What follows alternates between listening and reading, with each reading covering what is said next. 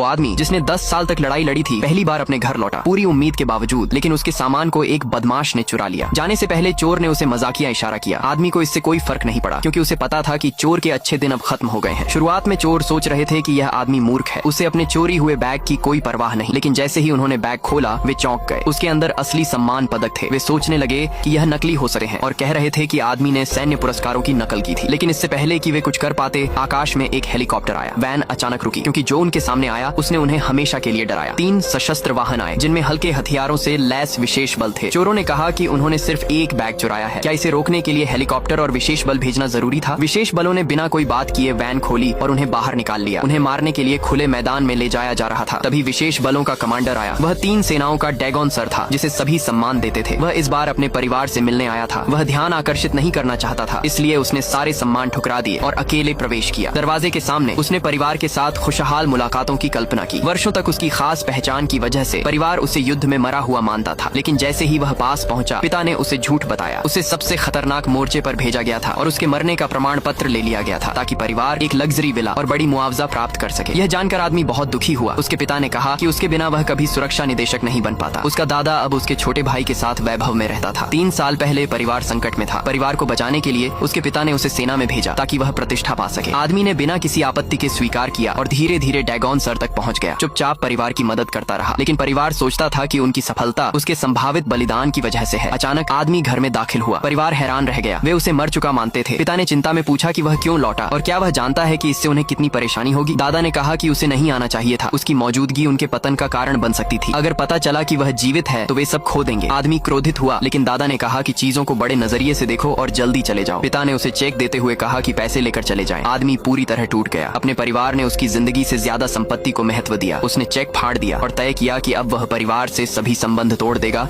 और अपनी सभी चीजें वापस पाएगा। आदमी ने दरवाजा खोला और परिवार ने उसे अभागा कहकर शाप दिया। फिर वह नागरिक विभाग गया, ताकि अपनी मृत्यु प्रमाण पत्र को रद्द करा सके। कर्मचारी हैरान थे कि कोई जीवित व्यक्ति कैसे मृत घोषित हो सकता है। जैसे ही कर्मचारी मामले की तैयारी कर रहे थे, उसका भाई रोकने के लिए आया और कहा कि यह वह है जिसने मृत्यु प्रमाण पत्र जारी कराया। अब वह निदेशक था, इसलिए कर्मचारी उसके खिलाफ कुछ नहीं कर सकते थे। फिर पूरा परिवार आया। उसके चारों ओर अंगरक्षक थे, उसे प्रमाण पत्र रद्द करने से रोकने के लिए। लेकिन आदमी कभी पीछे नहीं हटे। उसने अपने भाई को जमीन पर गिरा दिया। पिता ने विरोध किया, लेकिन आदमी ने सभी सीमाएं तोड़ दी और अपनी मृत्यु प्रमाण पत्र रद्द कराने का फैसला किया। किसी ने उसे रोक नहीं पाया। उसने दरवाजा खोला और चला गया। लेकिन उसके जाने के तुरंत बाद मास्टर व्यक्तिगत रूप से प्रमाण पत्र रद्द करने आया। परिवार ने कहा कि वह अगले दिन छोटे भाई की शादी में मौजूद होगा।